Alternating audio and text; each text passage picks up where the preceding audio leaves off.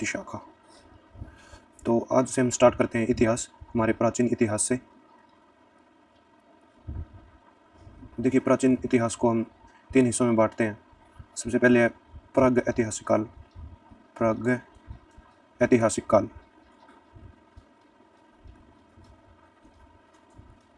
प्राग ऐतिहासिक काल, फिर आद्य ऐतिहासिक काल, आद्य ऐतिहासिक काल, उसके पश्चात ऐतिहासिक काल, ऐतिहासिक काल।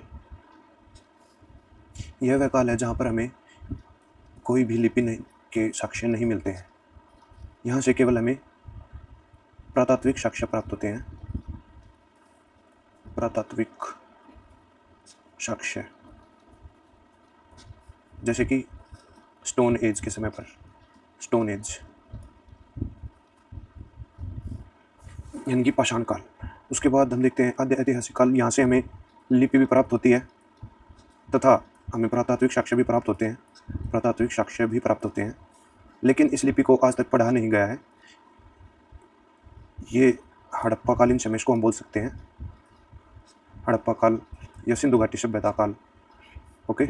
उसके बाद ऐतिहासिक काल वह काल है जिस समय हमें लिपि मिलती है तथा पुरातात्विक साक्ष्य भी मिलते हैं और जिसको पढ़ा जाता है। इस लिपि को पढ़ा भी गया है, जैसे कि वैदिक काल, वैदिक काल। ठीक है, चले आगे। अब आते हैं पाषाण काल में। पाषाण काल, पाषाण काल जो कि 2.5 लाख ईसा पूर्व से 4000 ईसा पूर्व तक, 4000 ईसा पूर्व तक इसे माना जाता है। 2.5 लाख ईसा पूर्व से 4000 ईसा पूर्व तक। अब पाषाण काल को भी हम 3 हिस्सों में बांटते हैं। सबसे प्रथम है पूरा पाषाण काल, पूरा पाषाण काल, पूरा पाषाण काल जो कि 2.5 लाख से 10,000 ईसा पूर्व तक इसको माना जाता है। उसके बाद है मध्य पाषाण काल, मध्य पाषाण काल। उसको हम 10,000 ईसा पूर्व से 9,000 ईसा पूर्व इसका काल माना जाता है। उसके बाद है नवपाषाण काल, नवपाषाण काल, नवपाषाण काल 9,000 ईसा पूर्व से 4,000 ईसा पूर्व तक। तो पाषाण काल को हम इस प्रकार से 3 हिस्सों में बांटते हैं। अब एक एक करके हम इनके बारे में विस्तार से पढ़ते हैं। चलिए देखते हैं। सबसे पहले पूरा पाषाण काल,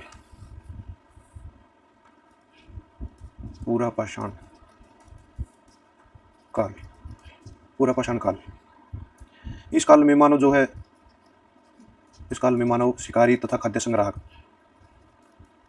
शिकारी तथा खाद्य संग्राहक था, खाद्य संग्राहक। ठीक है। सर्वप्रथम 1863 में सर्वप्रथम रॉबर्ट ब्रूसफुट, रॉबर्ट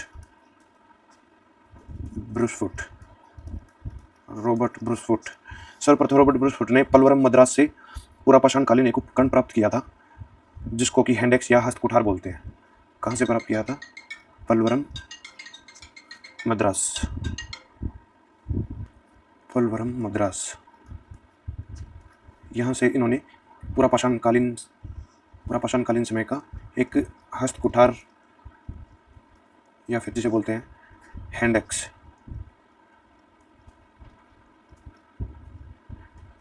इसकी खोज उन्होंने की थी।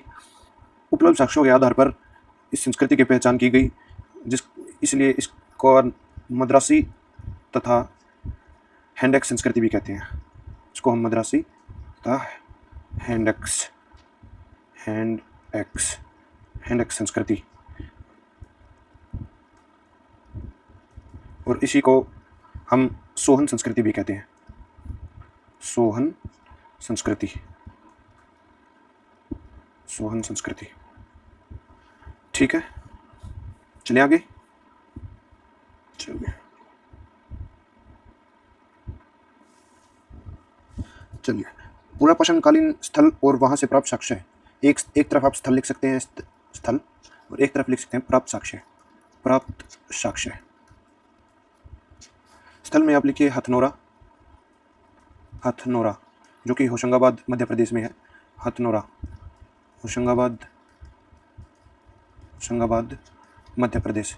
यहाँ से हमें हाथी कंकाल प्राप्त हुआ है। हाथी का साक्ष्य, हाथी का साक्ष्य, हाथी कंकाल हमें यहाँ से प्राप्त हुआ। हाथी कंकाल। उसके पश्चात स्थल में लिखिए नर्मदा घाटी, नर्मदा घाटी, यह भी मध्य प्रदेश में है। और यहाँ से हमें मानव का साक्ष्य प्राप्त हुआ। मानव का साक्ष्य।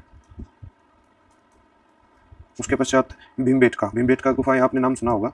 भीमबेटका, भीमबेटका यह भी मध्य प्रदेश में है। यहाँ से हमें चित्रकारी के साक्ष्य प्राप्त हुए। चित्रकारी के साक्ष्य जो कि पूरा पाषाणकालीन है। चित्रकारी के साक्ष्य, चित्रकारी के साक्ष्य।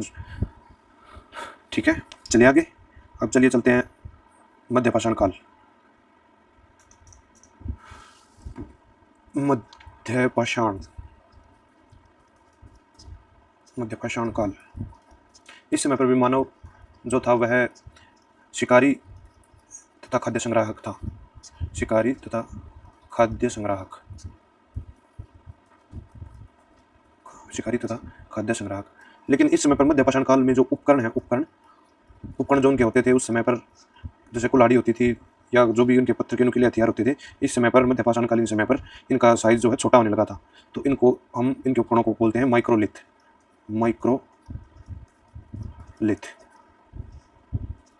माइक्रोलिथ। और इसी काल में मानव ने पशुपालन करना शुरू किया। पशुपालन मध्य पाषाणकालीन समय में मानव ने पशुपालन करना शुरू किया। मध्य प्रदेश के आदमगढ़, मध्य प्रदेश के आदमगढ़ तथा राजस्थान के बागौर, राजस्थान के बागौर से पशुपालन के साक्ष्य प्राप्त हुए। कहाँ से? मध्य प्रदेश के आदमगढ़ से तथा राजस्थान के बागौर से।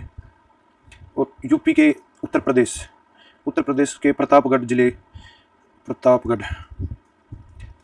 जिले के सराय नाहराय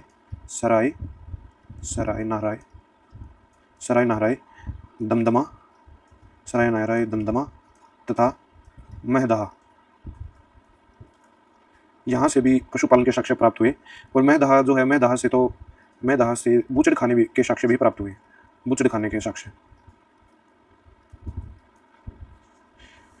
ठीक है, चलिए आगे।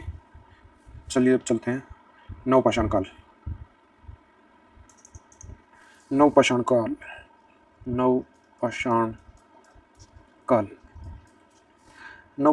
इस काल में मानव कृषि कार्य करना आरंभ करता है। इस काल में मानव कृषि कार्य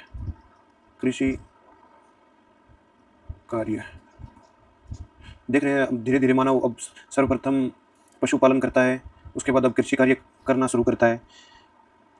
नवपाषाणकालीन स्थलों से कृषि कार्य के साक्ष्य जो प्राप्त हुए वो है लहुरा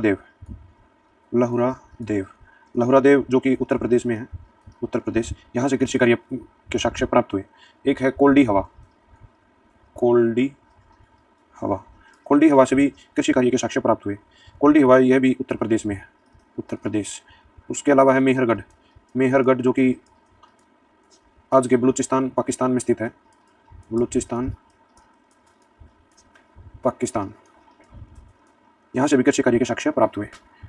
ठीक है, यह नवपाषाणकालीन समय में मानव कृषि कार्य स्टार्ट करता है। चलिए आगे बढ़ते हैं। अब पाषाण काल में इसके पश्चात आता है ताम्रपाषाण काल। ताम्रपाषाण काल जिसका समय काल 4000 ईसा पूर्व से 3200 ईसा पूर्व तक माना जाता है साक्ष्यों के आधार पर। इस काल में मानव ने तांबे का प्रयोग करना आरंभ किया था।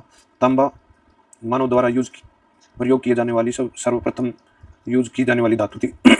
सर्वप्रथम प्रयोग की जाने वाली धातु जो थी वह थी तांबा, मानव के द्वारा। ठीक है,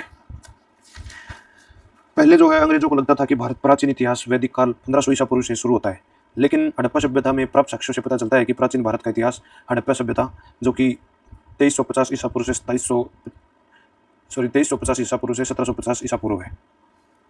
तथा इससे भी प्राचीन इतिहास जो कि भारत का साक्ष्यों के आधार पर, प्राप्त साक्ष्यों के आधार पर माना जाने लगा। चलिए अब चलते हैं हड़प्पा सभ्यता। हड़प्पा सभ्यता इसको बोलते हैं सिंधु घाटी सभ्यता, इसको बोलते हैं कांस्यकालीन सभ्यता, इसको बोलते हैं हरियूपिया की सभ्यता और इसी को बोलते हैं मेलुहा की सभ्यता। काफ़ी सारे नाम इसको दिए गए हैं इतिहास में। हड़प्पा सभ्यता के लोग जो है वह तांबे तथा टीन का प्रयोग करके कांसा बनाना जानते थे। इस कारण से इसे कांस्ययुगीन सभ्यता भी कहते हैं, कांस्यकालीन सभ्यता भी इसको कहा जाता है। ठीक है, खोज। अब देखते हैं खोज। सर्वप्रथम 1826 में मेसन नामक अधिकारी ने हड़प्पा के टीले की चर्चा की थी। मेसन। इसी चर्चा के आधार पर 1856 में एक अधिकारी अलेक्जेंडर कनिंगम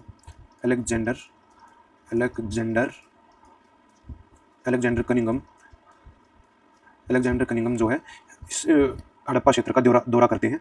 उसके पश्चात एक अधिकारी थे जॉन मार्शल। इन अधिकारी के समय कार्यकाल में 1921 में दयाराम साहनी व माधव स्वरूप वत्स ने हड़प्पा सभ्यता की खुदाई की थी। दयाराम साहनी व माधव स्वरूप वत्स 1921 में जॉन मार्शल के कार्यकाल में दयाराम साहनी तथा माधव स्वरूप वत्स द्वारा हड़प्पा के टीले की खुदाई की जाती है। हड़प्पा क्षेत्र पाकिस्तान के पंजाब राज्य में रावी नदी के किनारे पर स्थित है। कहाँ पर स्थित है? हड़प्पा जो क्षेत्र है यह पाकिस्तान क्षेत्र के कुछ पंजाब भारत के पास है, कुछ पंजाब का हिस्सा पाकिस्तान के पास। जो पाकिस्तान का हिस्सा है उस राज्य में, पंजाब राज्य में रावी नदी के किनारे पर हड़प्पा सभ्यता जो कि स्थित है। ठीक है, चलिए आगे इनके बारे में विस्तार से आगे पढ़ेंगे। पहले देखते हैं, इससे आगे चलते हैं मोहनजोदड़ो। इससे आगे मोहनजोदड़ो 1922 में राखलदास बनर्जी ने मोहनजोदड़ो क्षेत्र की खुदाई की थी। 1922 में राखलदास बनर्जी के द्वारा हड़प्पा क्षेत्र की खुदाई की गई। मोहनजोदड़ो पाकिस्तान के सिंध राज्य में, यह जो मोहनजोदड़ो है यह पाकिस्तान के सिंध राज्य में सिंधु नदी के किनारे पर स्थित है। सिंधु नदी के किनारे पर स्थित है। नामकरण के बारे में हम देखते हैं। नामकरण मैं आपको बता देता हूँ, लिखवा देता हूँ। नामकरण इसको बोलते हैं हड़प्पा की सभ्यता।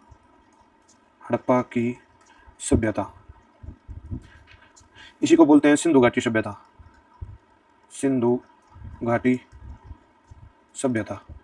इसी को बोलते हैं कांस्ययुगीन सभ्यता या फिर कांस्यकालीन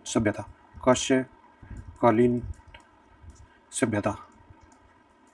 इसी को बोलते हैं हरियूपिया की सभ्यता।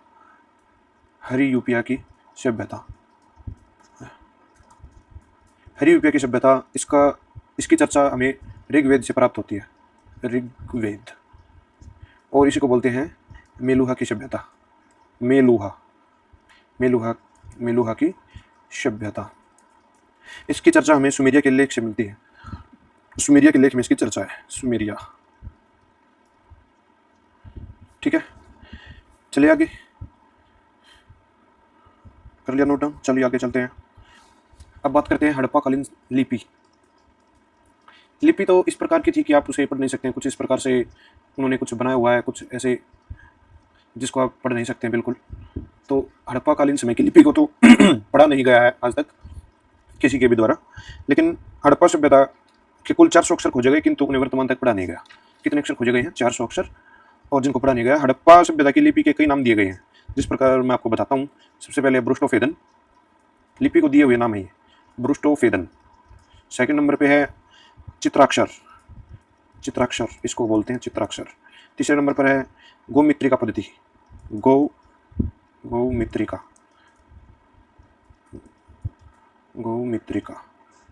पद्धति। इसके पश्चात इसको बोलते हैं पिक्टोग्राफी।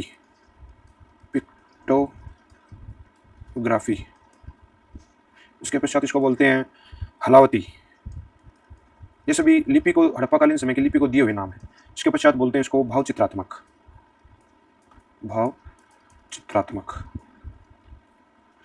उम्मीद करता हूँ आपको दी हुई इन्फॉर्मेशन आपको पसंद आएगी। प्लीज़ इसको लाइक और शेयर करें सभी अपने फ्रेंड्स के साथ। इसके पश्चात हम हड़प्पा सभ्यता का विस्तार किन किन देशों में है और हमारे देश में किन किन राज्यों में है, उसके विस्तार पूर्वक चर्चा हम अपनी नेक्स्ट क्लास में करेंगे। तब तक सभी साथियों को धन्यवाद। जय हिंद, जय भारत।